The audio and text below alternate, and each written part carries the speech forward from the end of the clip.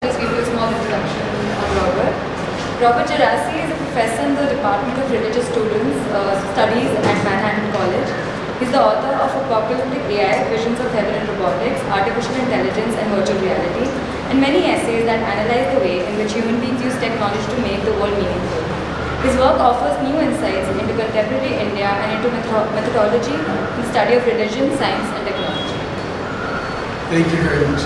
Thanks everyone for coming today. If I, at some point, am either talking too quietly or too quickly, just raise your hand and let me know that I need to slow down or I need to be louder, and I definitely can be louder when I need to be. So just let me know if I need to.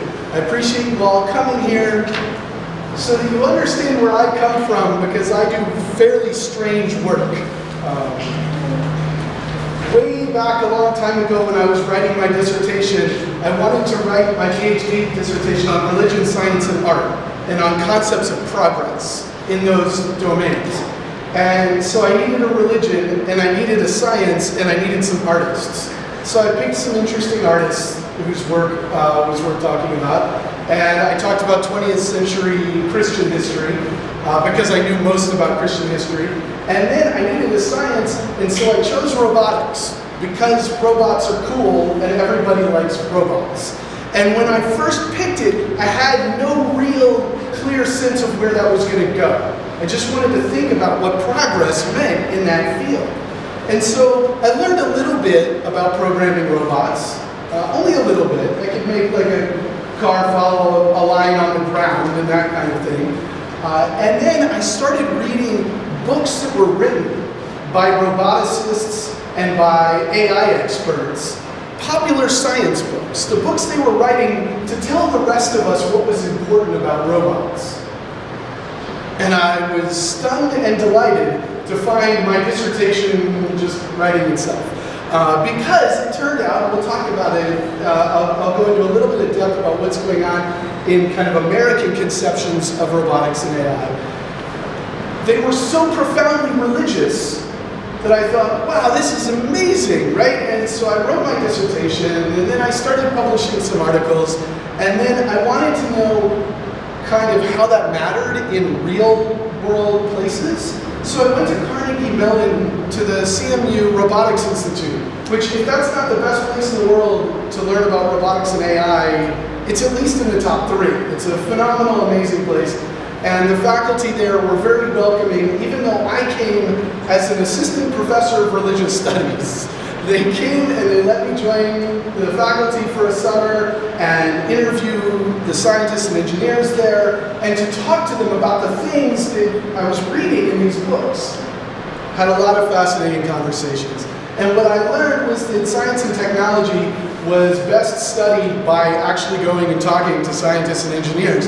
And so that turned into my first book, and then my second book was about virtual worlds and video games, World of Warcraft and Second Life. And then I came to India 6 years ago, and I lived at ISC, and I wanted to write a book on religion and science in India, because there are a bunch of really bad books about that in America. There are terrible books on Hinduism and science and that kind of thing. And I thought some kind of better book ought to be written, and it ought to involve actually talking to real people instead of just kind of making things up. So I was at ISC for 5 months some years ago. All around town I was interviewing scientists and engineers. And so I wrote a book about that. So I'm back now on a totally different project, but I'm still thinking about the question of artificial intelligence, and I'm thinking about how different cultures have different ways of conceptualizing computers, robots, artificial intelligence, and what the way we think about the technology might mean for the future. What future progress could look like. So, from my perspective, I believe that a global technology, and this is sort of kind of like a thesis statement for the rest, for the actual content of what I had to say, that global technology would be enhanced by a pluralistic scientific culture. By a scientific culture that draws on many different nations and many different cultures, and how those cultures are thinking about science and technology, and then specifically for me and my research, the cultural resources of India could be leveraged to create a better vision in this case for today, of human-computer interaction. So in order to make that clear, I'm going to talk a little bit about the way robots and artificial intelligence are discussed in America, and some of it you might be already familiar with. And then I'll talk a little bit about India and one particular vision of robotics in India, and then we'll have a chance to kind of see what I mean by how we leverage more than one culture to make a scientific and technological culture that's good for all of us, right? That's about human flourishing. So because of the weird kind of research I do, am particularly interested in how religion affects technological choices. In America, we talk very frequently about science being value neutral or value free. It is not either of those things. Nowhere in the world is science value neutral. And nor should we even want that. Because if we're going to go to the trouble of investing personnel and resources into science, it ought to be guided by values, right? Values that are good for humanity and so forth. So we don't even really want a value-neutral science. But so I'm interested in the religious side, how that affects technological choices. And in Europe and America, we'll just kind of do a quick 500-year history of how science and technology developed in Europe and the United States. In those domains, Christian religious ideas have been incredibly important to how it is that science and technology developed. If you go back to medieval Europe, does anyone know where most of the scientific work was being done in, say, the year 1400 or the year 1500 in Europe? Who was doing that work? Do you guys know? What's that? Monks. Right? It was actually founded, the vast majority, I mean, you had your occasional just kind of rich guy who had nothing else to do with his time and was trying to learn things, but monks were the people who were behind what they then called the mechanical arts, what we would call engineering today, and what they were calling natural philosophy. It was part of the church project, and the medieval church was exceedingly interested in the salvation of human beings. And they talked about science and technology within the larger picture of how human beings would be saved. They talked about restoring human beings to the glory that they had before the fall of Adam. I don't know how familiar people are with the biblical story of Adam, but disobeys and then falls from grace, right? And if you look at what people were saying in the 1600s, for example, they were arguing that Adam, this alleged first human being, he actually could see and know everything with the powers that God gave him. And that it's only after the fall that he couldn't see and know things with the kind of clarity that he once did. And so they talked about microscopes in the 17th century as a way of restoring vision to that pre-fall grace. The microscope or the telescope became a way to know what Adam knew. Right? Furthermore, not just in terms of what we might know, how we might perceive the world, they thought of technology as a tool in the battle against the Antichrist. It was presumed that there would be a big cosmic battle, that the Antichrist would have science and technology, and that the good Christians needed to make sure they had better science and technology so that Jesus would win. And so there's actually a multi-century history. There's a wonderful book, if you're interested in reading more about this. The very best book on it is by a guy named David Noble. And his book, The Religion of Technology, traces from about the 13th century into the 20th century the ways in which Christian theological ideas were important in the development of science and technology. But so, as an example of a particularly important moment, Francis Bacon, whom I imagine most, if not all of you have heard of Francis Bacon, who's a founding figure in the idea of an empirical method in science. He wrote a book in 1627 called The New Atlantis. It was arguably a science fiction story. In New Atlantis, what Bacon describes some guys who become shipwrecked. Some European colonizers, basically, who get shipwrecked, and they find themselves on this island where the people there, they live at their community is called Solomon's House, and the people there have advanced technology. They've used technology to radically extend human lifespans. They've used technology to cure humanity of diseases, to cure livestock of diseases. Their animal husbandry skills are advanced. Their plant breeding is advanced. They've improved the natural world. From plants to animals to people, they even can control weather. And they talk about it as fulfilling God's plan for people. Right? And in New Atlantis, Bacon says these people are actually, they're the real and best Christians. Right? The European guys who had gotten shipwrecked realized that their version of Christianity doesn't quite live up to the people of Solomon's house who have this technology that's all part of God's plan and making the world better. So New Atlantis is a perfect example of a medieval Christian approach to technology. It says technology is part of God's plan, and it is about perfecting the world and perfecting humanity. So those are notions that we're going to come back to. In America, Americans cheerfully picked up this idea, right, as they continue to colonize North America. That colonization process across North America, there were people who believed that technologies like the railroad and the axe and so forth were technologies that were divinely granted to Americans to conquer the land. Right? And that actually goes all the way back to when Columbus arrived in North America. Christopher Columbus was himself a terrible, terrible example of humanity. But in addition to being a terrible person, he was an ardent believer in apocalyptic theology. He believed that his, quote, discovery of America meant that Jesus was coming soon.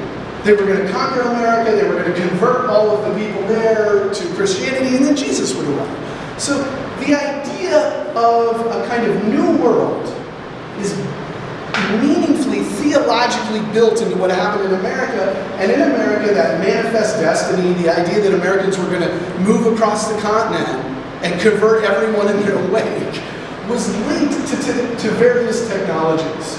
And the idea that technology was God's way of mastering the world for humanity. Right? So that's for me, just kind of a historical background.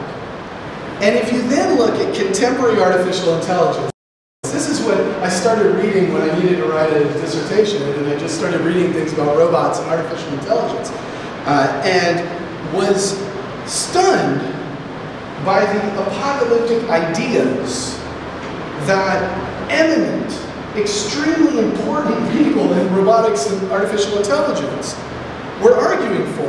And I mean apocalyptic in a correct, proper, technical way. Not just the end of the world. I know in pop culture, we say something is apocalyptic if we're talking about the end of the world. We might talk about climate change as apocalyptic. But that's not actually correct.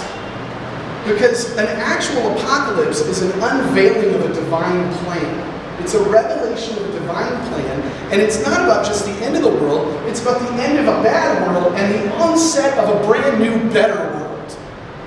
Which when we talk about climate change, that's not about a brand new world on the other end, right? That's travesty for all of humanity and biological life, basically. So that's not properly apocalyptic. But technology, in the American reading of artificial intelligence or robotics, is properly apocalyptic because it's about the end of a world of weakness and the onset of a glorious new world. So, to give you a sense of that, the first person I picked up and started reading is an extremely important roboticist. His name is Hans Moravec. If you know anything about mobile robotics, you know about Hans Moravec. Hans Moravec is the key figure in robots learning to get from that part of the room to that part of the room without banging into stuff. He started his work in the 1970s at Stanford. When he got his PhD, he went to Carnegie Mellon. That's why I went to Carnegie Mellon, was because Moravec had been there. By the time I got there, he'd already retired from the university and was pursuing a private company venture. But Hans Moravec, in the late 1970s, he wrote an article in a magazine called Analog. You can actually find it on the internet still, Moravec's article. It's called something like Today's Computers Tomorrow's Future or something. I can't quite remember. But in the article, he looks at Moore's Law, and he says, Moore's Law, which, we know Moore's Law, right? Number of transistors on an integrated circuit, right? So the speed of a computer more or less doubles every 18 months or so. So he looks at Moore's Law, as well as technologies and related technologies like robotic vision. And he says, look, there's an exponential curve associated with these things. When you double a very small number, you still have a very small number, right? But you double it again, and you still have a small number. But if you double it enough times, you start doubling very big numbers. So the curve of progress, he says, is going to be exponential, and at some point, the computers are going to have reached human equivalence, and he thinks it's not very far away. And once they reach human equivalence, if Moore's Law more or less applies to the intelligence of computers, and that's an extremely debatable position, but just assume it does for a moment. If Moore's Law applies to the intelligence of a computer, and we get one that's half as smart as a person, it's only going to take 18 months before we got one as smart as a person. And 18 months later, we're going to have one twice as smart as any person. Right? And then give it another 18 months, and we've got one 4 times as smart as any one given person. And then the numbers really get ridiculous. I'm the son of an economist, so I'm extremely dubious of exponential curves.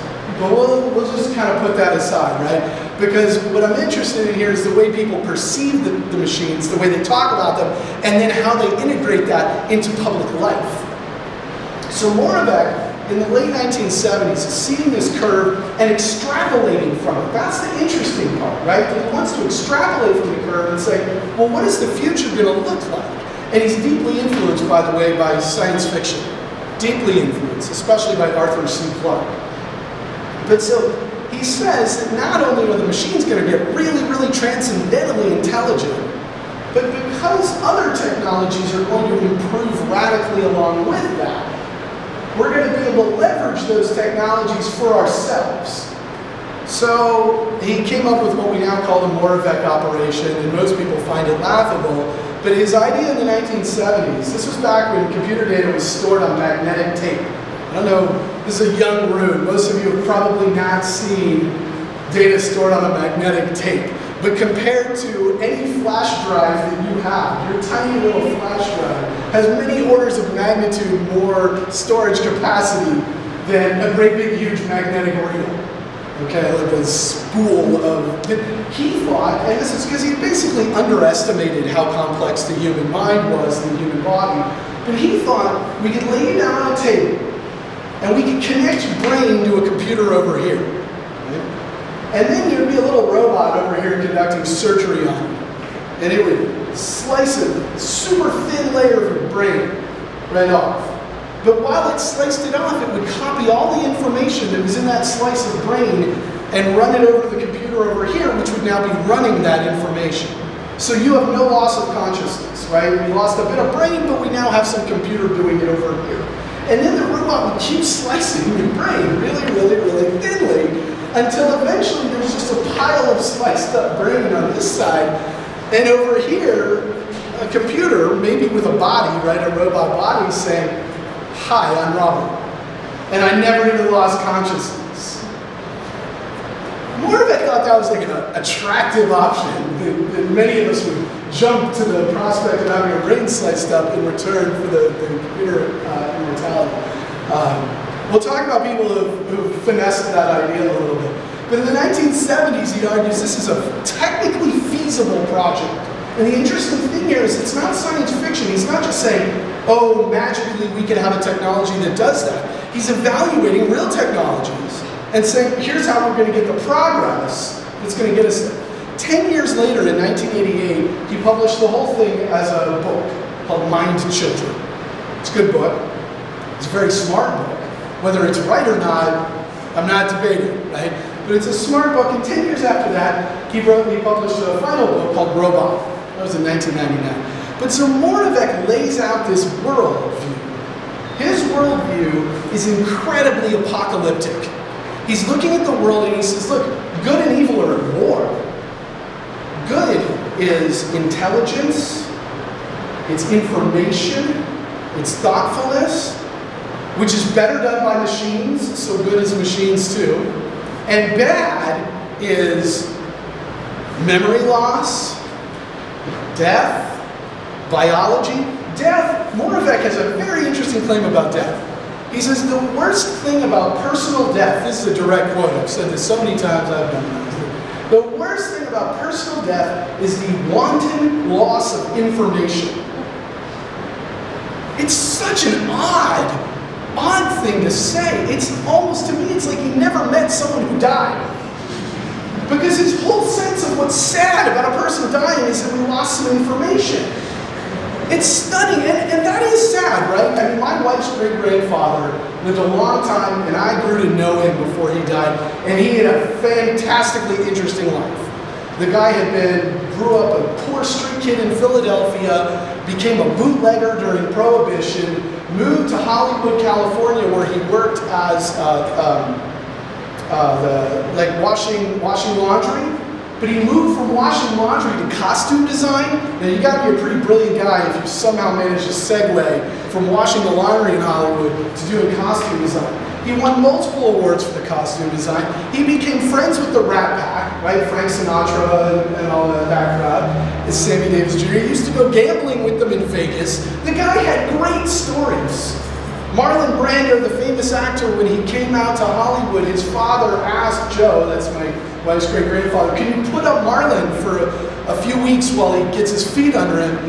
And Joe had a spare guest bedroom, and he made Marlon Brando sleep on the floor.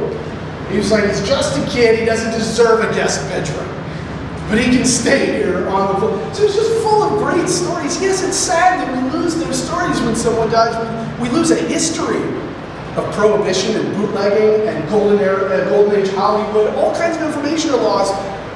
But people have relationships with one another, right? So Moravec is a very interesting worldview, a peculiar kind of worldview, where information is the highest value.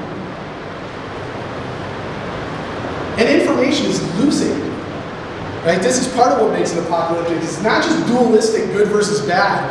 The bad guys are winning. Because every one of us know it's hard to learn new things. We forget new things. And eventually, as Moravec points out, we're going to die, and all the things we ever went to the trouble of learning are going to be gone. But remember, apocalyptic viewpoints are optimistic. They are not pessimistic. Moravec's answer is that we are going to have, thanks to evolution, thinks that evolution guarantees a process where the machines are going to become equal and then better than we are. They're going to replace us. But fortunately, we won't be left behind because we've got that whole brain operation thing, and we're going to become robots along with them, and we're going to explore the cosmos. It's called the Mind Fire, and it's going to be wonderful. Right? That's Moravec's worldview. You can see how when I first started reading this guy, way back when I had the less gray hair, excuse me, I was like, wow, this is amazingly religious. So this is a view of how humans and machines interact with one another. The machines are the inevitable replacement for humankind. That's a view. And it's not necessarily a terrible view, especially when we look at the world and we see climate change and we see species going extinct and we see war and we see poverty. And you know what? There's a lot of things that human beings do that's pretty terrible. And Moravec would like to see that stuff go away. Right? In his books, he's one of the first people to ever articulate a theory of universal basic income, which is now a big deal in discussion right now in Indian politics. But so Moravec felt that once the robots were smart enough to do all the work, we would all just kind of own stock in robot companies. The robots would do it all. They'd even do it off the planet because then they wouldn't be polluting on the planet, and we'd all just live a wonderful little life. And eventually the robots would get so smart they wouldn't really want to hang around Earth anymore. They'd probably go explore the galaxy. And those of us who uploaded our minds into robots could leave the zoo and we could join them. But the other people who were committed to, you know, flesh and dying and all those old-fashioned human things, well, they could live here in the little zoo.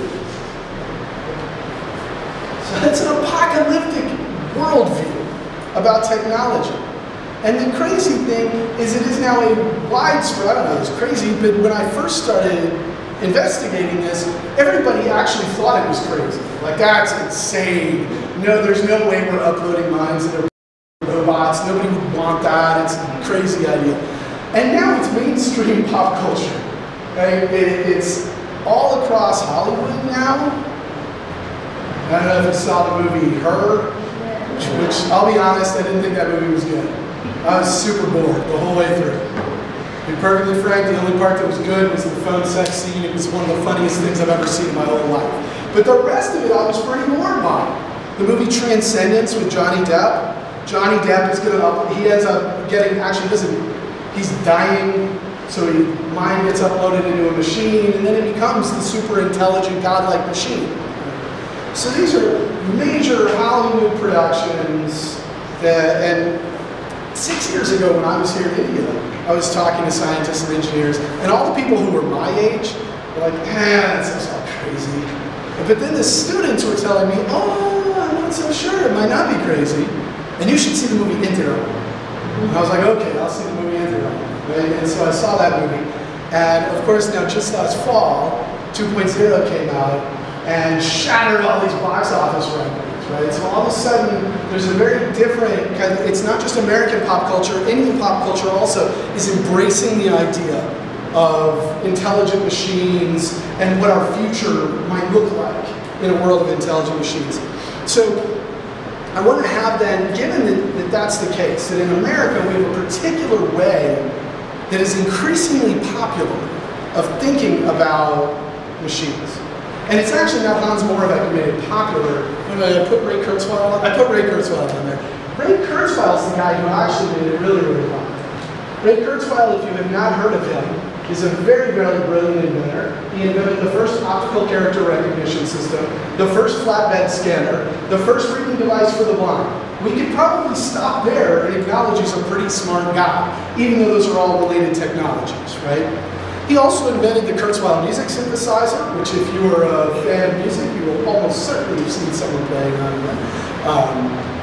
or at least in the modern, rock musical universe. He's a very brilliant guy.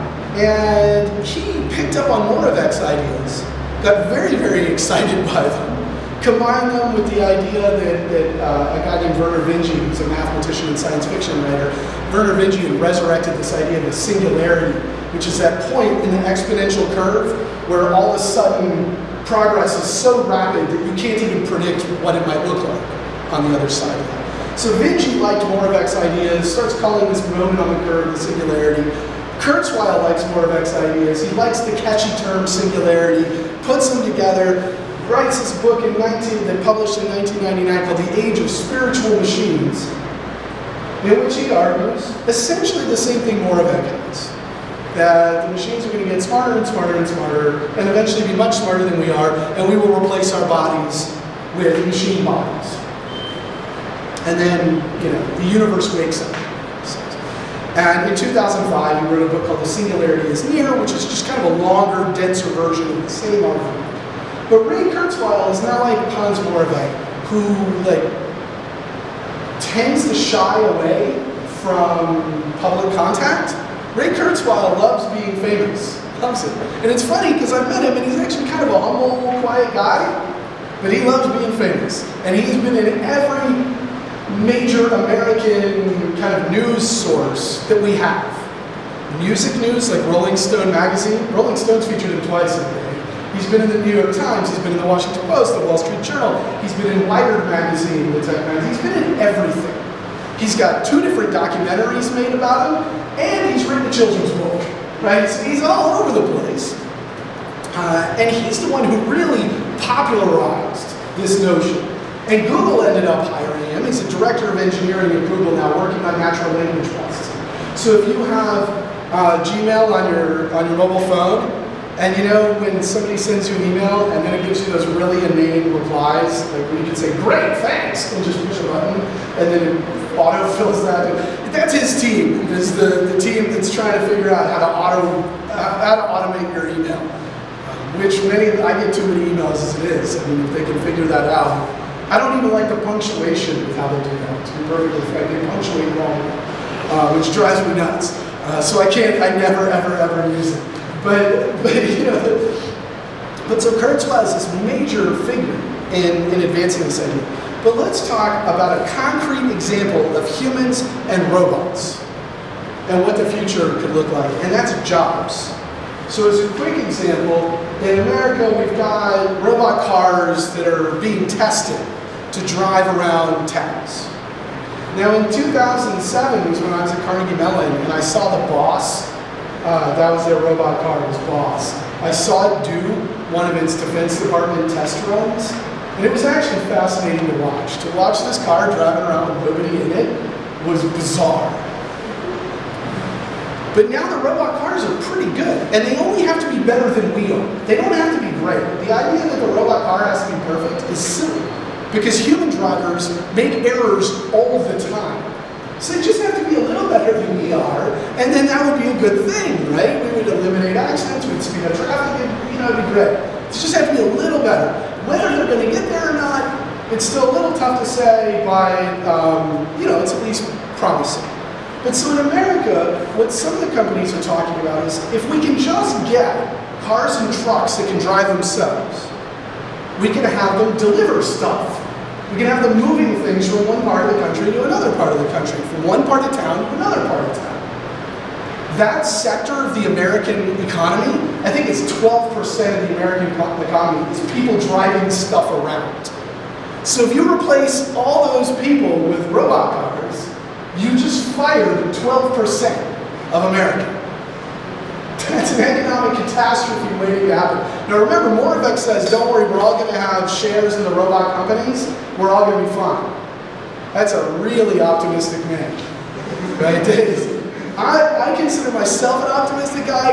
That's an optimistic guy. We'll tell you that we're all going to get shares in the robot companies and we're all going to live happily ever after. So we're talking about a really significant question of employment, but also a question about business practice.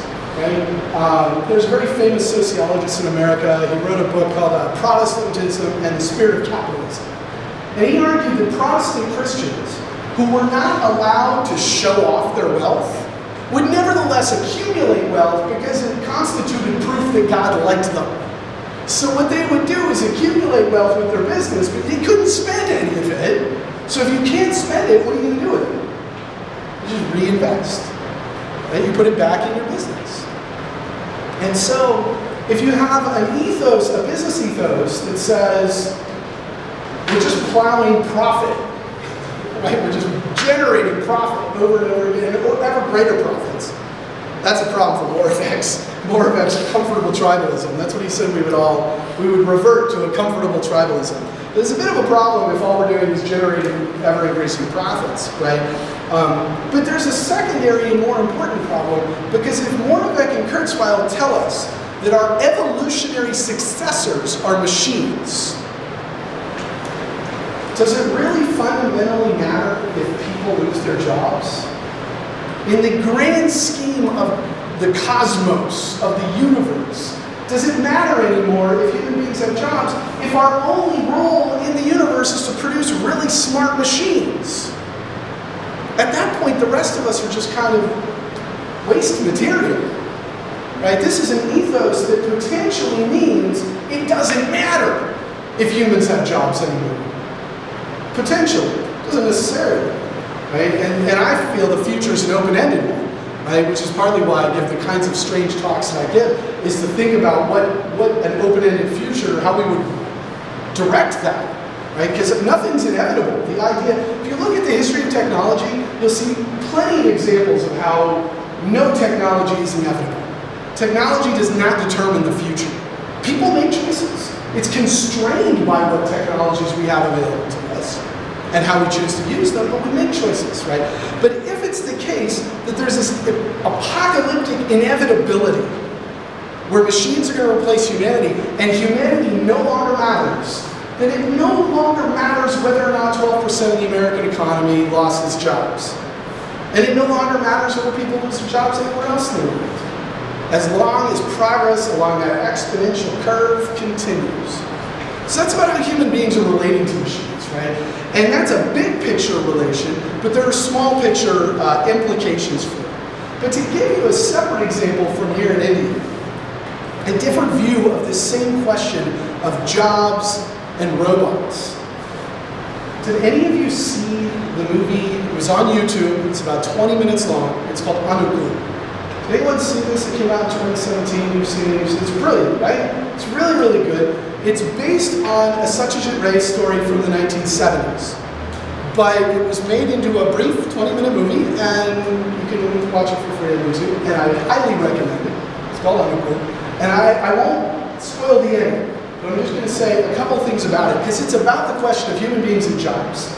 In the story, there are robots that look like people, and are as intelligent as people, and maybe more intelligent than people, and they can do all the things that people can do. So they start replacing people in jobs, and there's a public conflict over that question.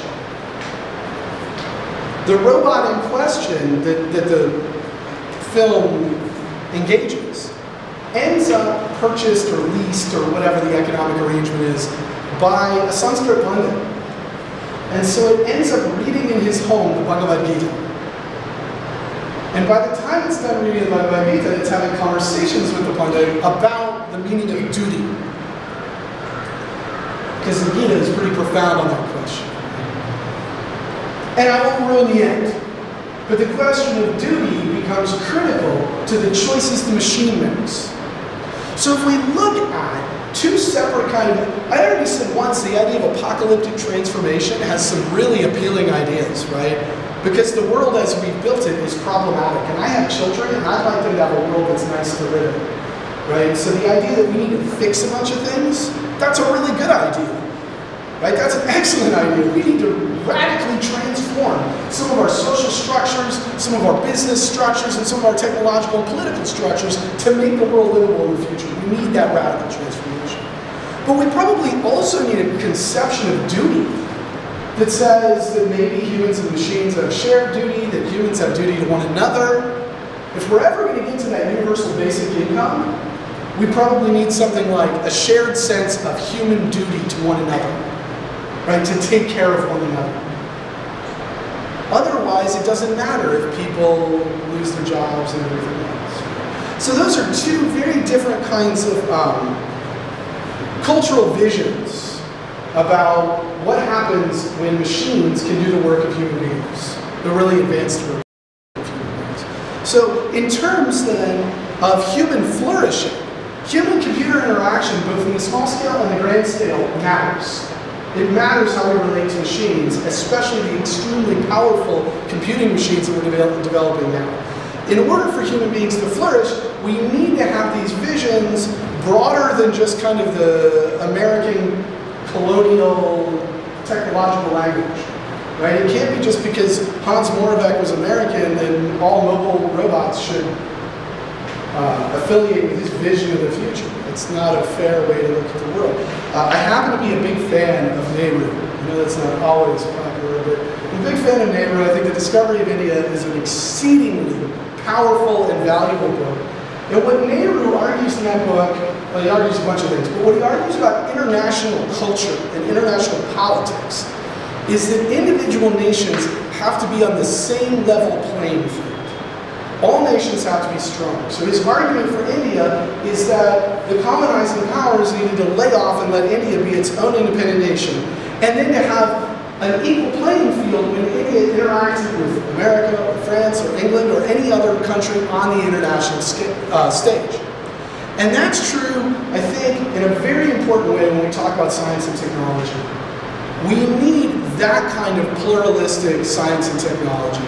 It's especially important when it comes to robotics and artificial intelligence. And one question that might be at stake is what are the kinds of cultural resources that India has to bring to that discussion.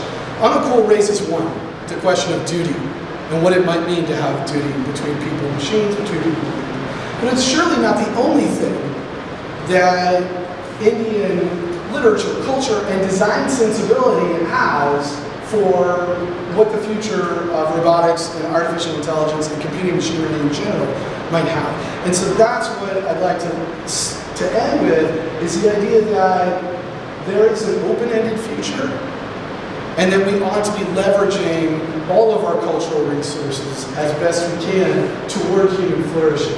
And that means thinking about machines in ways that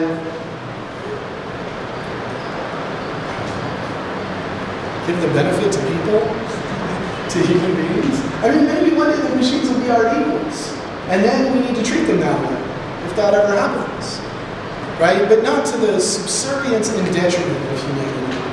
And so we need to look at how we're going to advance technology in ways that overcome the current discrepancy between, the volume of voices.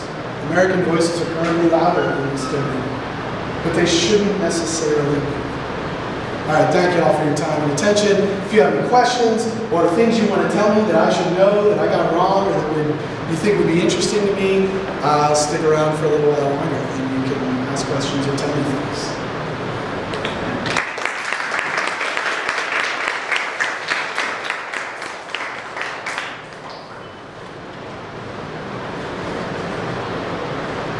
I mean, it's also possible that was such a brilliant and fulfilling lecture that everyone will just go home feeling enlightened and have no possible questions, but that's never actually happened to me in my life, so I don't think today's What's that? Yes, you mentioned that one of the purposes that there should be a level playing field, there should be international market, where there is a level playing field, right? But is it not the contrast that in human beings itself there is a power equation through the picture, there will be some set of people who are more powerful, there are people who will dominate others? Yeah, we're already, the cards are stacked against us, and the card playing analogy, right? They already, we live in a world where we have a hierarchy of power among people, right? And what it means, though, is that if you want to level that a little bit, and I'm not saying everybody needs to be perfectly equal. Human beings genetically like hierarchies. We do, we're like chickens. That's why we have the phrase a pecking order. A pecking order for chickens is that if you try to make all the chickens equal and give them all equal access to food, they all get really angry at each other and they don't lay eggs well. You have to let them work out their own hierarchy in terms of who gets to eat first and so forth. Then the chickens can be happy and they'll all lay eggs. Human beings are like that, right? We actually do want models of hierarchy where we know where we fit in and so forth. But there are better and worse ways to do that. And when we're talking about the basics of human life and dignity, then we have a choice. We can build a technology that benefits the most powerful people and hope it sort of trickles its way down to somehow benefit the most vulnerable people, or we can build so that the most vulnerable people benefit. Right? And that's a choice that people will make.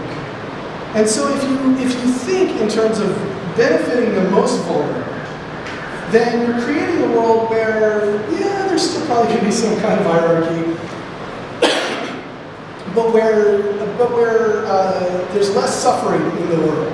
Because I'm not a utopian. I don't believe in some perfect magic world where all of us get along perfectly and everything's wonderful for all of us all the time.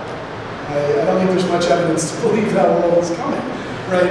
But we can actually direct our attention to making things more equal.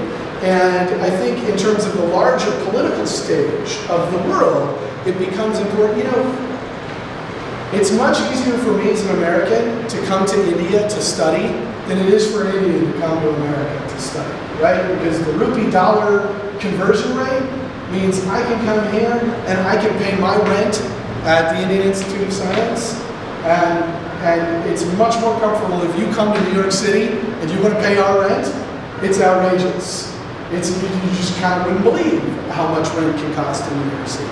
And that kind of discrepancy actually inhibits progressive growth for the entire planet. I think for America as well as everybody else. And we need to start finding ways to maximize voices, right? To enable people from India or sub-Saharan Africa or wherever else to be able to come to America, right? And tell Americans what they think.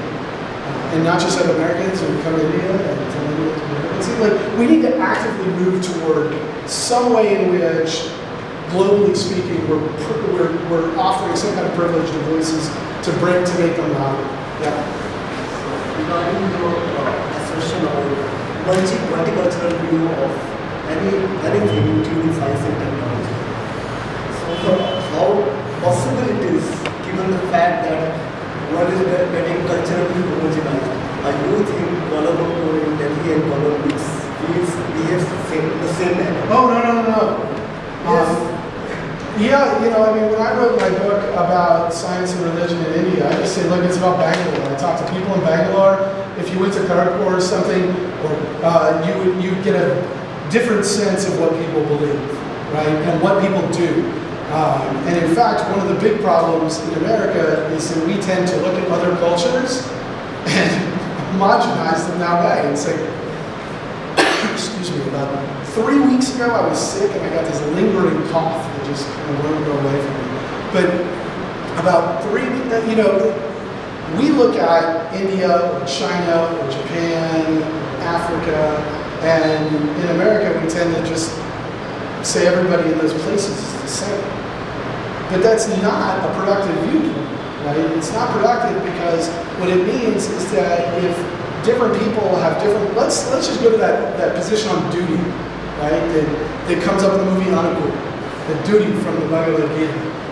There's not one way to read the Bhagavad Gita. There are lots of ways to read the Bhagavad Gita. And how you might conceive of duty, and some of those ways are negative, right? You can think about duty and say, oh, let's go back to a really hardened caste system where certain people have certain kind of duties and they never get to escape those duties, right? That would be a bad thing. But the idea that people should act within the world without regard for the fruits of their labor, that's kind of the major theme, right? Is do your duty without regard for the fruits of your labor.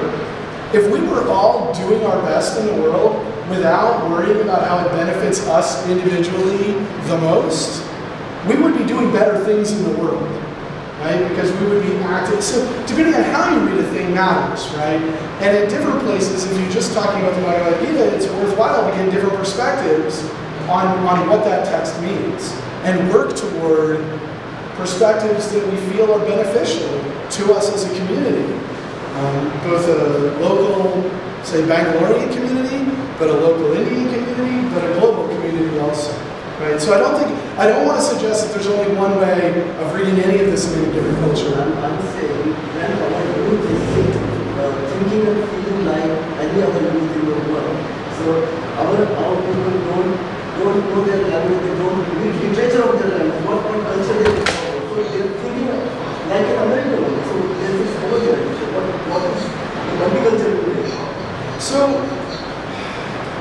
Hollywood in particular has a tremendous capacity to kind of colonize the minds across the world, right? If everybody listens to, say, American music or American film. Not only the idea of nation state we have taken so seriously, for example. So where it is not something which Hollywood is doing, it is larger. So I'm willing to grant the nation state's not necessarily the best political construct that we could imagine. With a little effort, we could probably imagine a better one.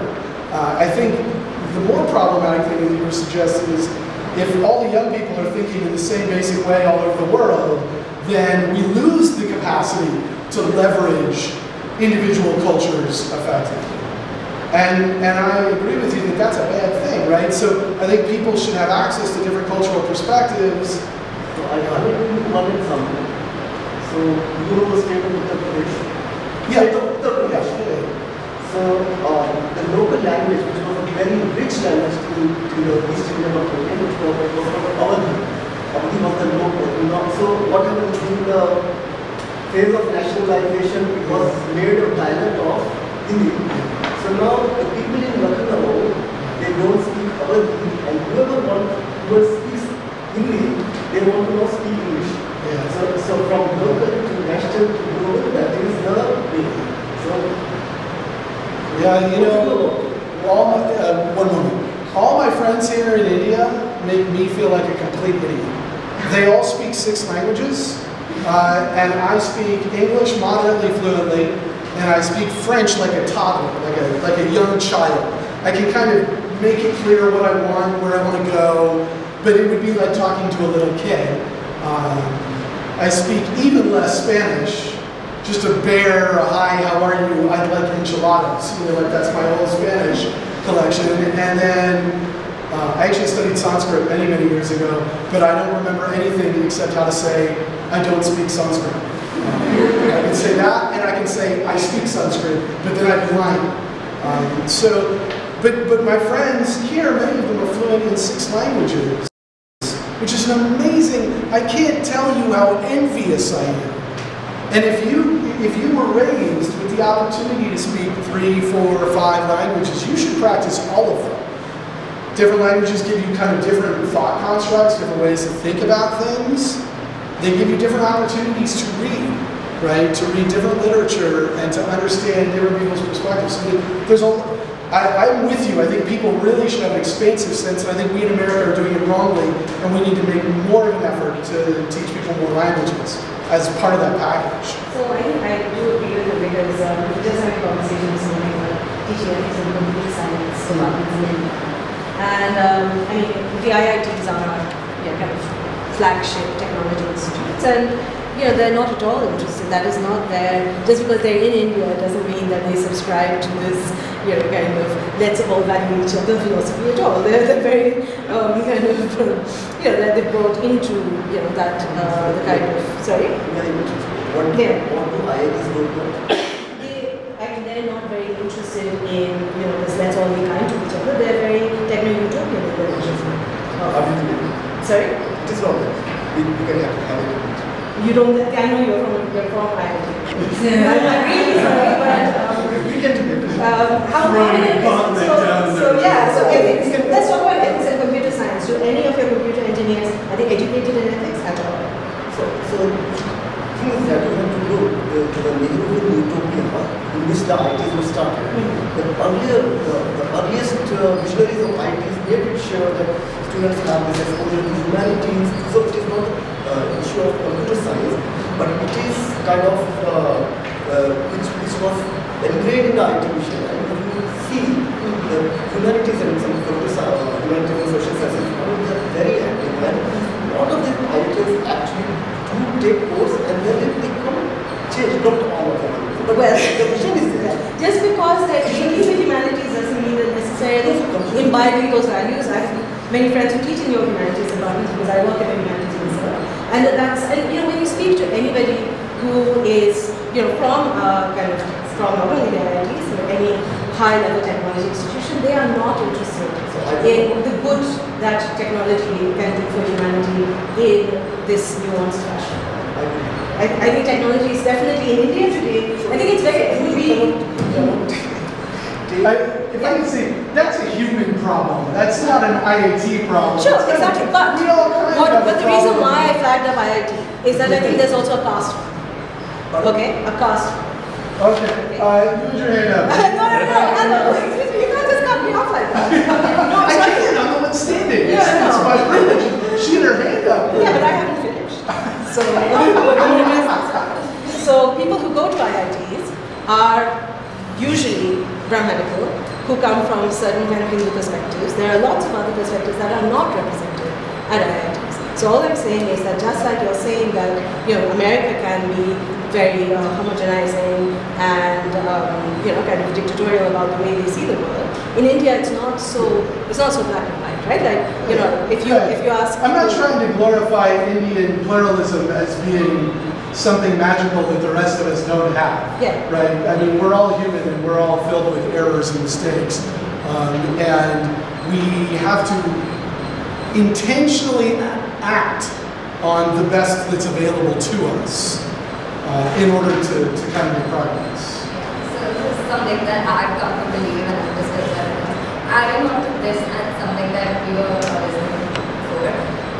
We tend to talk about, as like everyone that I have discussions with, I'm sure there's more for me to talk about, but like when we talk about the jobs and robots or robots taking our jobs or other things, we sort of put ourselves in the third person and talk about it in a way that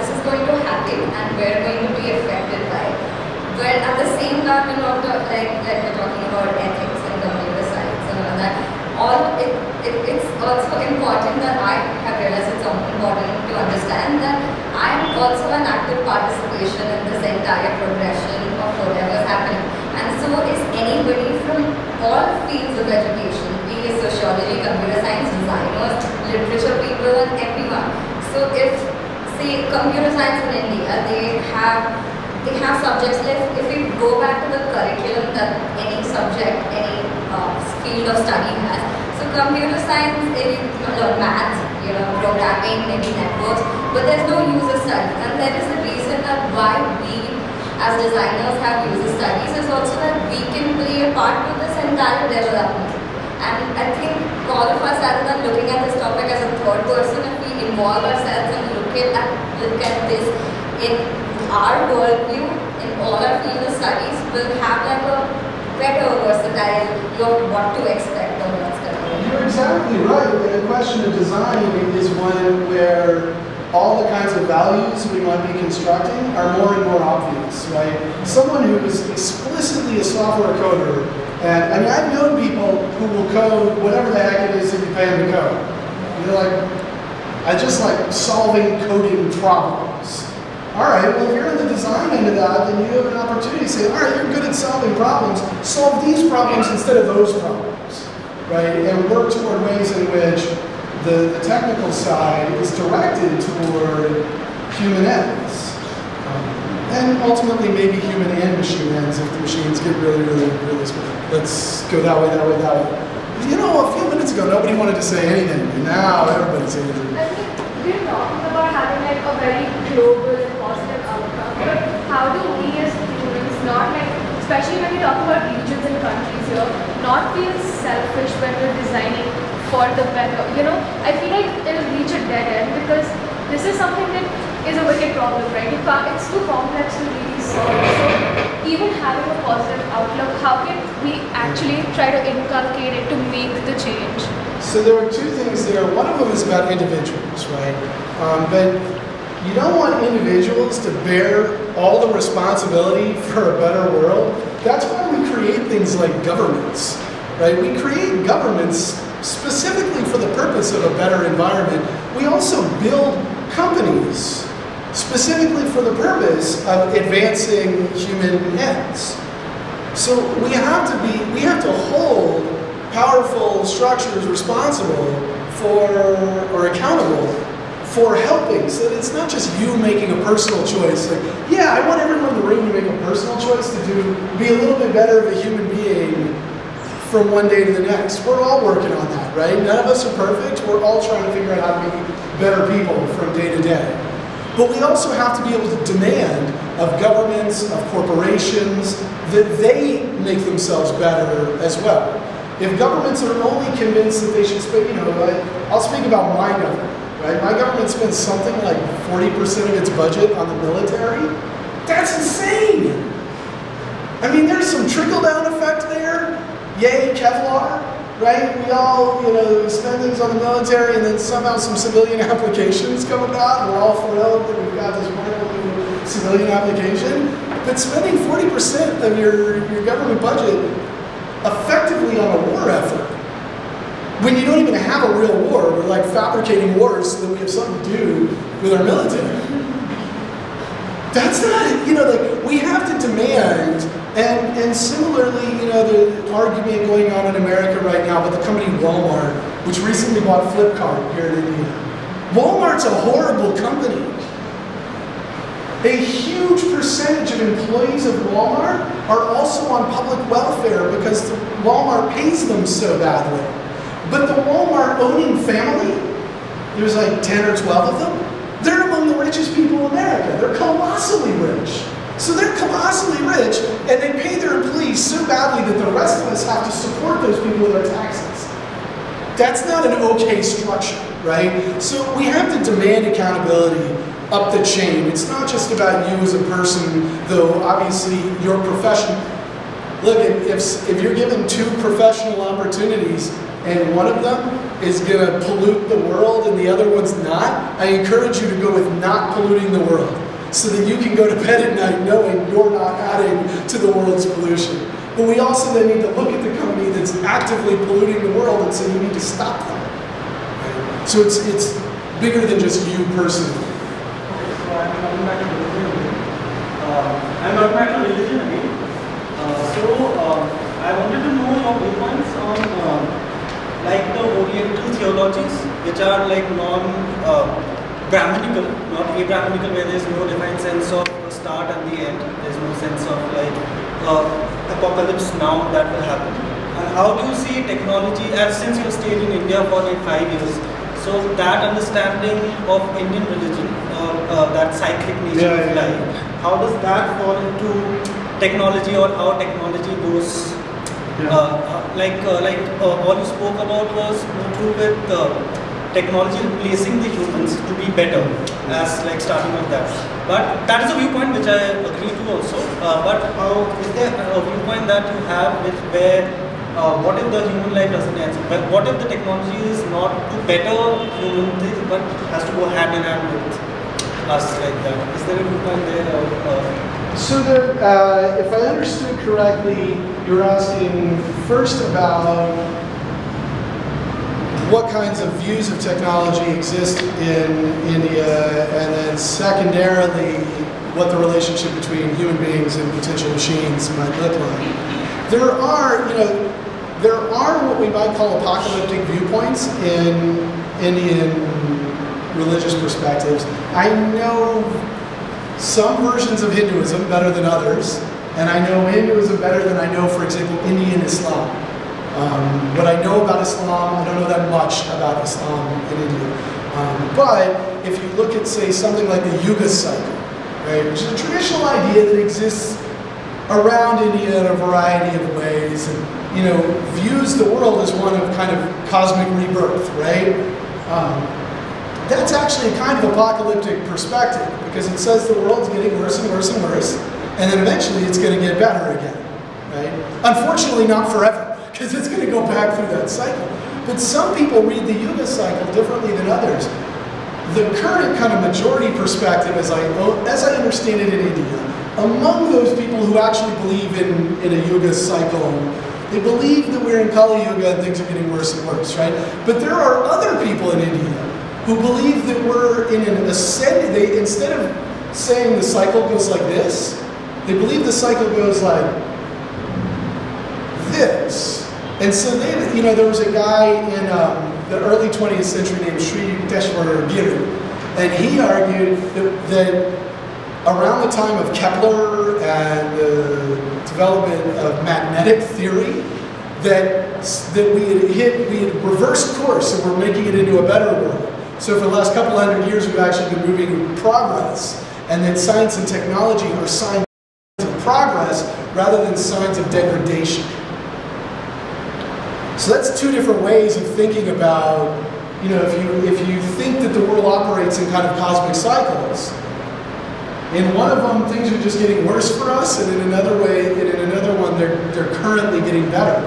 And which perspective you might pick would definitely change how you perceive what's going on in the world right now, right? Because you might be optimistic that, no, things are getting better and better, or you might be optimistic either way, because you'd be like, hey, look, climate change is coming, man. The world's about to click over to a better day, right?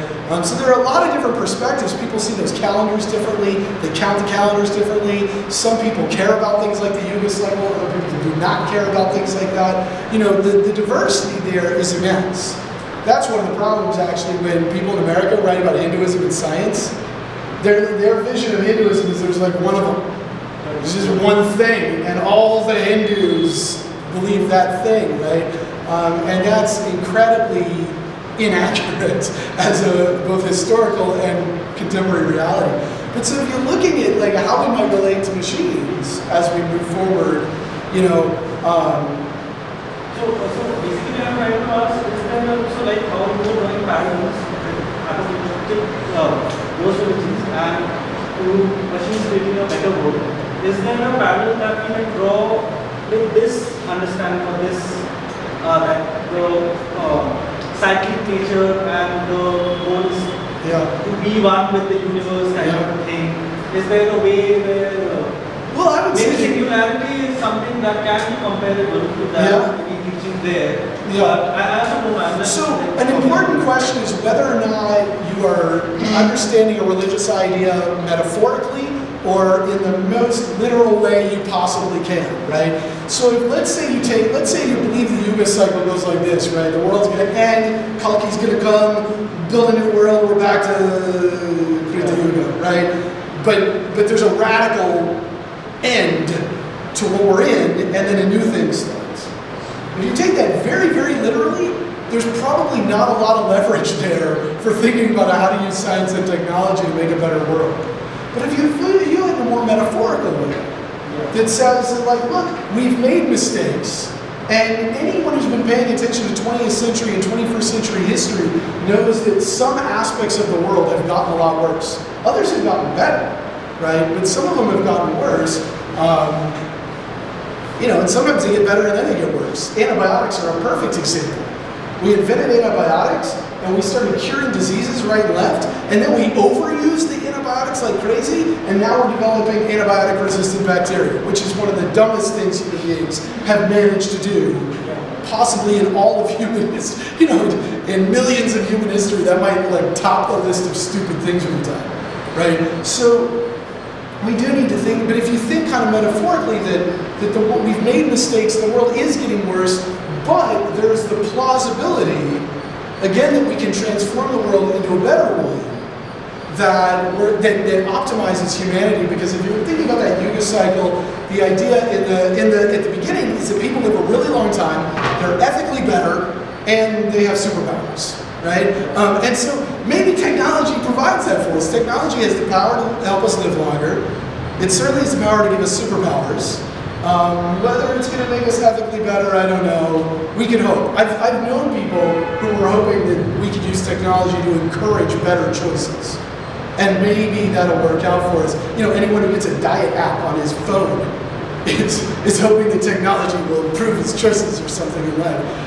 But you know, but maybe we can use it to be better people. But so you can look at that kind of worldview and say, I don't need the literal reading that everything disappears and starts over. I can actually read that and say, okay, that means I have an obligation even to help bring about a world where people live longer, where they have better choices in life, and where I don't know, we have superpowers. Like smartphones, right? I mean, like smartphones are meaningfully, they leverage on us pretty powerfully. Our memories are there, our capacity to communicate with others. There's all, but can I, there was another hand up this way. I'm feeling terribly guilty because I was really excited to talk about that. And so I just, I want to know your opinion on transcendence of virtues to technology. Basically, in a place like India, you have multiple customs and religion, and each custom and religion is progressing to technology at a different rate. So, for instance, it's basically, in a way I'm asking, is worship through technology. So, let's say at an in-house puja, someone comes and blesses their house. The form of giving them money is an act.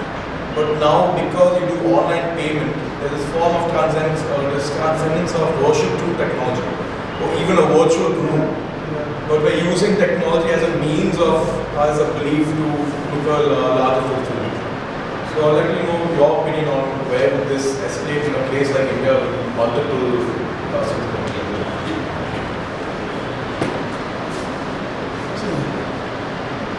I hadn't anticipated that kind of question. So it's an interesting situation. In America, way back in the 1990s, a couple of websites were set up where there were temples in India, and they put a camera in the temple. And in America, you could take darshan and pay for a puja. And so the question was, is it real darshan, right? Is it darshan when you're looking through a webcam at the god? And a whole bunch of priests said, yeah, that works, that counts, right? And so that was the first moment that I'm aware of that digital technology started changing the way people talked about their engagement with their religious practices. And now at this point, you know, you can pay for all kinds of things online, you can have pujas performed online, you can do all kinds of stuff. I'm not always convinced that's a great thing. It's like this form of idol worship, but then now we have a hologram box and it changes. You think you bring the same God, but no, it's God. And it depends though, right? Because some people have genuine access problems. What if someone has a handicap where he or she cannot easily get out of the house? For that person, having a kind of virtual access to the temple has got to be a good thing, right? Because otherwise that person has no access. If for someone who could have access to a temple or a church or a mosque, a synagogue, whatever, but instead kind of refuses that and subsequently cuts off interaction with the community, with other people, then that would seem like a bad thing, right? Because it's separating us out from one another. You know, the technologies we have, that's one of those design choices, right? Is the technology there to help human beings connect to one another, or is it designed to allow you to be more and more isolated? Right? Those are kind of, that's a continuum. And any given communication technology is somewhere on that continuum. And if you don't consciously think about, well, I want this technology to be about connecting people, then it probably might not go that way. Right? Facebook's a great example. Facebook is allegedly a technology of connecting people to one another, right? And then people go on Facebook and they curate their own personalities. Sometimes they tell you when something bad's happening in their life, usually because they're hoping that a whole bunch of people will say, I love you, and they'll like sort of feel good. But would having 1,000 people on Facebook say, I love you and I hope your day gets better, be as good as having 1 or 2 people give you a hug and listen to your concerns? So Facebook alleges to connect us, and sometimes it actually really does, right? I mean, I remain in contact when I'm in America to my friends in India. That's one of the ways I remain in contact with people. And I wouldn't otherwise be able to go out to eat with them or something, so it's great that way. But if I come to India, and I only talk to my Indian friends on Facebook, and I don't actually go have dinner with them even though they're here in Bangalore, then that seems kind of neurotic. You know, that seems like the opposite of healthy. So we do need to think about how don't let the technology become the goal, right? You call it idol worship, right? But like when the technology becomes the goal and it allows us to just relate to the machine, that's not a great thing. The machine should be allowing us to relate to one another. And that's when we would move into more. So, I think in connection to the question that he posed, there's a difference between being in a temple versus doing it remotely. The essence of it is very different. So when we are saying, okay, a person who is not able to physically be there still gets to kind of get connected to God, it's that perception that just the visual is enough. The space that is a temple, the whole experience of it is so different, and the place of it in the human psyche, and when a person enters a temple, the way it is constructed, the way you absorb the whole space and the space absorbs you, all your senses are engaged. So if we start looking at technology as being able to give you direct access and getting things done at such a superficial level, what is actually happening and how are we really preserving the spirit of the things that matter? Even in religion, when we're talking about being connected, what is the level or the essence of the connection which matters? And how are we really trying to understand how technology responds to the deeper questions of being there, rather than just being on the tick mark in that thing, and okay, I could just see my God. I completely agree with you that being in a place is a different experience from being having virtual access to it. But if virtual access is the only kind of access you're going to get, it's better than none. And then the question would be, how do you make better virtual access for the person who has no other choice? Right? How do you design a better system that is better than just looking at it on a laptop screen or what have you? Because if that person is, for whatever physical, and sometimes not just physical, but emotional reasons, right? Some people emotionally are incapable, you know, they have conditions where they can't go out and be amongst other people.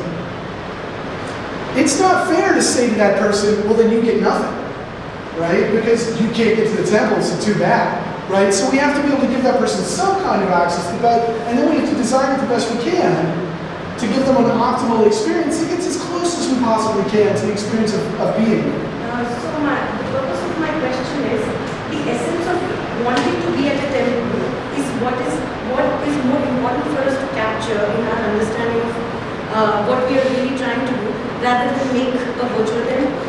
The feeling of what a person gets when they're going to a temple is the essence of why they would want to be there, rather than put a tick. Well, I don't want to generate feelings for people. Huh? I don't want to generate feelings for people. Okay. That sounds kind of terrifying to me, to think about engineering someone's experience rather than giving them technological options to experience what they can.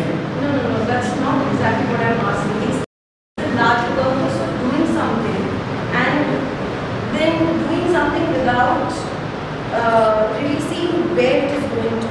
Its purpose versus just physically doing it. So, but the essence of going to a temple is not going to a temple, but it is to pray. And even idols are also virtual incarnation of something else. Whether it is king or a temple. This is actually related to why I didn't really want to talk about IoT, because I don't want to get into people's motives, and I don't want to get into, because I can't control that, and I can't even ascertain that in a fair and effective way. So the best I can do is shy away from the question of whether someone's motives for using a thing or what feelings they might be pursuing. I'm not in a position to judge what someone's feelings are unless they've told me. Right? If somebody tells you, which is why, someone already brought up the user interface question. You do user studies to figure out why people are using a thing, right? And then you can act on that, right? Once you know why people want a thing and what they're trying to do. Contextual of where you're located. If I'm an untouchable, I'd like to ask the priest who said it's okay for virtual darshan. Would it be okay with the untouchable doing virtual darshan of his day? I don't know that anybody's actually asked that question yet, but it's a pretty interesting one. So I don't want to weigh in. I'm not weighing in on that. That is a deeply political question, and the U.S. State Department insists that I try to avoid deeply political questions. So related to that political question is, we've been talking about that values is enacted by choice. Yeah. And we make choices on the basis of our moral, ethical, mental landscapes that we have, and universes that we inhabit, etc. One is how will the machines and humans make these ethical choices between each other? And the next step in your exponential curve is going to be between machines and machines where we don't matter. Yeah, because we don't always, among human beings, make very good decisions on those levels, on those issues, right? And so, like I said, I am the son of an economist, and I don't think exponential curves are a real thing. But that doesn't mean that the progress curve wouldn't get us to intelligent machines. I do believe it's plausible to have a machine that could communicate with you and you would feel it was human equivalent, right? And maybe even smarter than you, right? That it might get much smarter than you. I don't know where that presumably it will, right? And so that's where the human computer interaction question matters immensely. There's a wonderful, it took me, because I'm not that smart, I had to read it like 6 times to understand it. But there's a book by a science fiction author, his name is Charles Stross, S-T-R-O-S-S. He wrote this book called Accelerando. And in Accelerando, he wrestles with that question. He says, okay, let's just say the singularity is a real thing, right? And the machines he tries to project out the next 100, 150 years or whatever, including getting past the singularity where we start seeing really incredibly powerful machines. He says, well, what are the machines going to be like? Who's building the machines and why? The vast majority, and the crazy thing is that he's one of the few people who's made a public statement about this. The vast majority of the resources that are poured into robotics and AI come from the military and the banking sector. So, when you talk about what the values are that a human-machine system might have, oh, thanks very much. That's really important, isn't it? That what we're building are military machines and financial investment money-making machines. Because that means that 50 years from now, what we're going to have are some machines that are really good at making money and really good at blowing things up.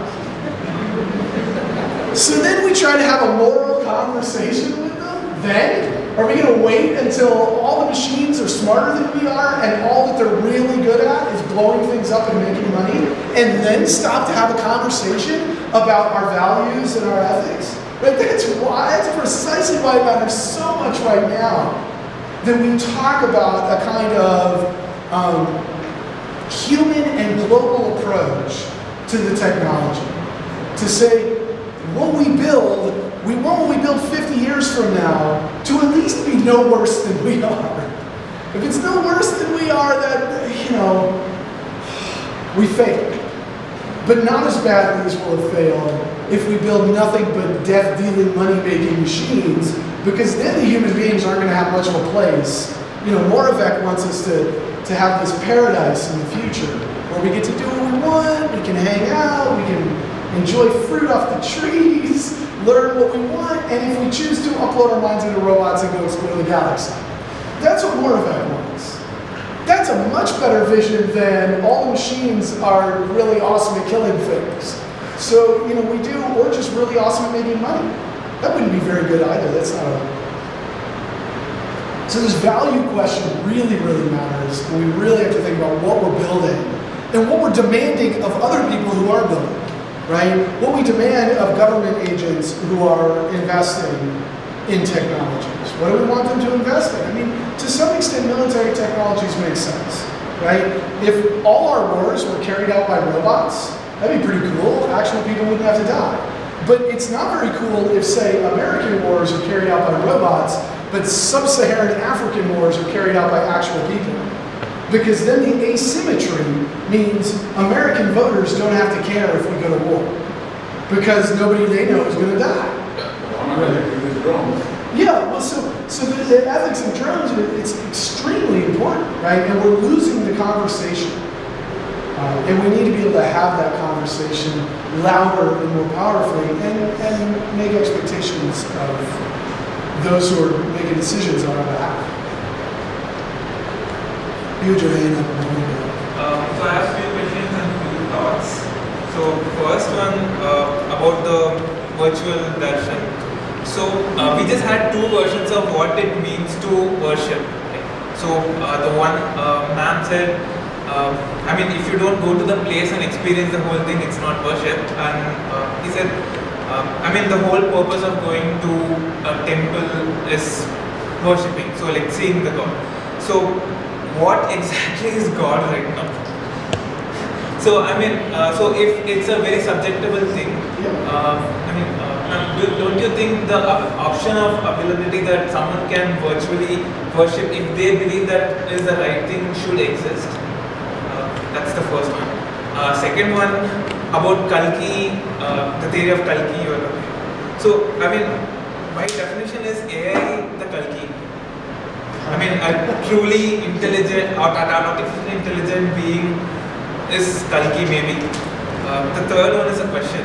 So combining the concept of good and evil, like the evolution of technology because of the concept of good and evil, and when we truly can upload our consciousness into a processing unit, wouldn't be, anyway we'll be enhancing ourselves with, it's a processing unit, so we would have the capability to process things much faster than our brain right now could. So wouldn't, if the whole humanity tries to do that, it's like a war between gods, like everyone would be by definition a god, and wouldn't the whole situation like Avengers Endgame? What could the hierarchy then be, the power structure then be?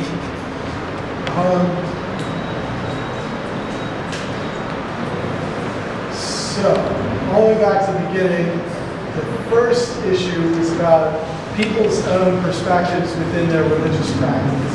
And people are immensely varied in why they do things like go to temples, Some people will tell you they go to temples just for like kind of the aesthetic feeling of being at the temple. I actually do that. I go to Hindu temples all the time. I've visited lots of temples. I like the way they feel. I happen to be agnostic, bordering on atheist. I don't personally believe in any. I am a devout Jew. On Friday nights, it's Shabbat. I light candles. I have a meal with my family. It matters to me that time. I don't answer telephones, but I don't believe in God. Right? Because I feel like being a halfway decent human being is my obligation, whether or not there's someone out there to reward me for doing that thing, right? But I love going to places like temples. I love being in places where people are devout and feel like they're connecting to their gods. I think there's an aesthetic richness to that for me, as a guy who doesn't even believe in the gods, right? That's fascinating and powerful and part of the human experience. On the other hand, I also like climbing mountains. I like hiking. And when I'm on the top of a mountain, that's as close as I get to feeling like there are gods in my life. Right? So I think I have a sense for what people feel when they feel their gods are present for them in a temple, right?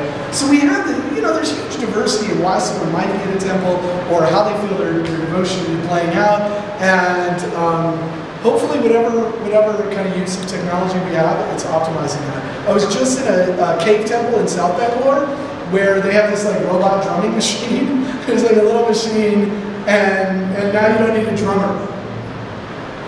That was odd, right? But I'd rather have an actual human drummer there. But I took a picture of the robot drummer. I was like, oh, cool, robot drummer. But so we have to just leverage the best we can, right? It may very well be that AI will prove to provide the kinds of cosmic answers that one might see in a figure like Kalki. That maybe we can use AI to generate a much, much better world. We can hope, right? We should be aiming toward that. At a minimum, we should be aiming toward that better world and not aiming toward replacing ourselves, which strikes me as a weird goal. I don't understand how anyone who has like children or nieces or nephews or whatever is like, let's replace humanity. It's just bizarre. I replace my kids? I mean, they're kind of annoying, but I'm hoping they'll have a world, and I look forward to having grandkids someday, not just like grand robots or whatever. I think we should be valuing the world in that way. And then there was a third thing, and it was kind of like an actual question, but I already forgot what it was. Can you remind me? Oh, it was what happens when all the robots are basically godlike. I don't know, we fan out across the universe, and I personally don't think it's going to happen. But if it does, we'll just have to figure out ways to not be bored. The reality is the universe is pretty big, and if somehow I have first replaced myself with like nanotech, Ray Kurzweil, he doesn't like the like slice up your brain. He's like, well, let's get like some nanotechnology in our bloodstream to give us an immune system. Let's start with that, right?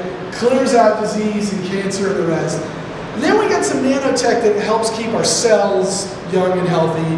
And then we get some nanotech that actually just replaces the cells, so that we don't really have the biological cells anymore. We have little machine cells. And eventually, bit by bit, we replace the brain parts with a little bit of mechanical here, a little bit of mechanical there, and eventually the biology's just gone. And it's like the Moravec thing, only it took a long time, and it didn't feel as ugly as a robot slicing up your brain, right? And at that point, let's say that happened, and I now have a completely machine substrate housing my cognitive apparatus or whatever, and I've got this robot body that feels kind of like a human body. Well, I could choose to depart that human-feeling body for other kinds of bodies, including bodies that maybe could live on Venus. None of us know what it feels like to live on Venus.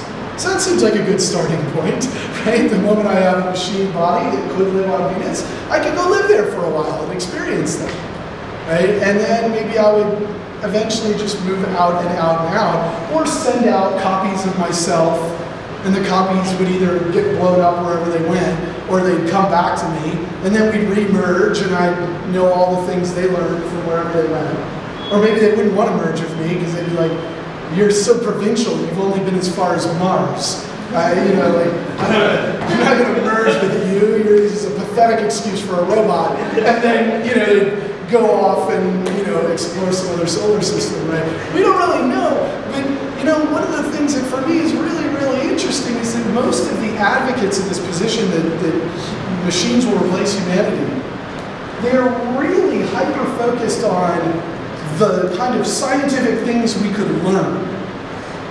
I'm more interested in what it would feel like to live on Venus than I am what the chemical composition of Venus is. But that's just me, right? I would hope that if we move toward a world where the machines get better and better, that we use that to heighten the human experience and not to narrow it. Because it doesn't do us much good to constrain humanity to just scientific information gathering machines. That's better than money-making machines, but it's still not a really great vision for the future, right? And hopefully we would think expansively about what could happen. I gotta at some point go home, so how about a kind of last... So we talked about how robots are going to kind of become equal to us and then go further on. And when they're equal to us, they understand our ethics. So they can understand how we would relate to things. But what about empathy? Hopefully. No, but if you give them empathy, then what's the difference between them and us? Then they'll make the same errors that we make. When you do something that's either wrong because you empathize with the person, but it's right for one, so that choice, how are they going to become smarter than us? If they, like, the main reason that they would get faulty would be because they have empathy. Have you seen that show, Maniac? Okay, so the AI in that falls in love with one of the researchers there, and then the whole system kind of goes all over the place because she coded empathy into the system. So if there's no empathy, why would you trust something that can't even understand you properly? So how would it go from there? Well, all human beings have empathy in some sense, and we make errors to greater or lesser extent. I would be inclined to think that empathy more often leads us in good directions than bad directions. Certainly, sometimes having, you know, empathy is the capacity to understand how someone else feels, right? And then you would act on that. Some people use that to do terrible, terrible things. You can make a lot of money by understanding how other people feel, right? Because you can manipulate them to feel particular kinds of ways and to profit off of them. That's terrible, though. So philosophically, I'm sure as a species we can be better than that. And being a fundamentally kind of an optimistic guy, I think that when we are empathetic toward others, we're more often caring for them than we are profiting off of them. And so if we had machines that could kind of experience empathy, they would be more often caring for others than disenfranchising. Absolutely. What if they prioritize between what they feel is empathetic and not caring? We don't know yet. We don't know. So it matters what kind of machines we get. Not just death-dealing ones. We need some other kinds of machines too.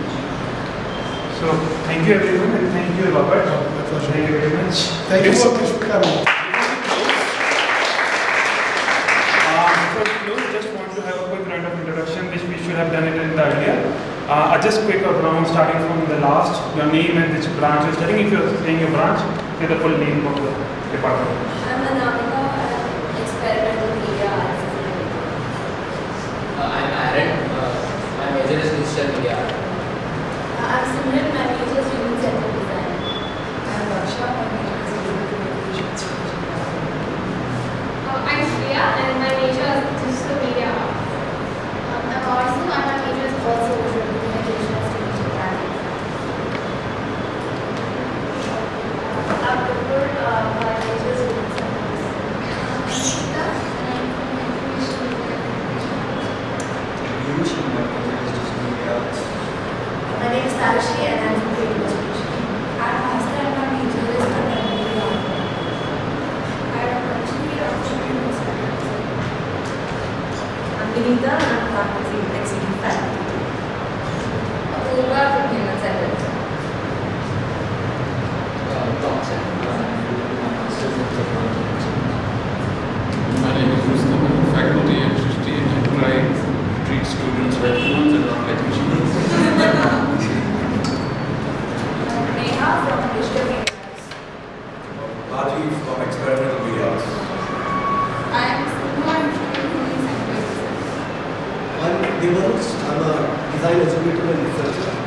Srishti. Arun, strategic design. Why don't we do some structure and then I'm Srishti, I'm in Design Sammelan. Charity for human science. I'm Padmini and I'm faculty here at Srishti and I teach design practice. I'm Nishita, I'm also from Human Center Design. I'm Kashika, I'm majoring in human centered design. I'm Chandra, I'm also majoring in human centered design. So hi, I'm majoring in human centered design. I'm Devanshu and I teach at Design Sammelan. Not from here. I am Karan, I'm a faculty here. I am part of the Information Arts Information Design. I'm Shri, I'm into industrial arts. I'm Sana Shaka and I'm majoring in contemporary art. I'm Sheila and I'm in product design. I'm Arti, I'm in visual communication. Thank you, I'm Pranjal from my city. And we would love to give you a small token from the ACM SIGCHI chapter and on behalf of thank you very much. That's one evidence. And thank you. Now we had a discussion, different thoughts and opinions coming up. Keep continuing these thoughts and hopefully look for more events coming up. Today lecture we call it as Design Sammelan series, where we call upon different speakers all around the world to talk about different themes. It might be related to human-computer interaction, how it does, or from arts, or from social computing, or from social scientist background. Thank you guys. Please join ACM SIGCHI chapter. ACM SIGCHI is a special interest group, human-computer interaction group. Be part of it. Engage with us more. Organize more design sammelans. Organize more design karkhanas. And follow us on social media and reach out to me, Chandra, or Ishita, or Thompson, or anyone of us if you would love to contribute and be part of the core committee. Thank you very much.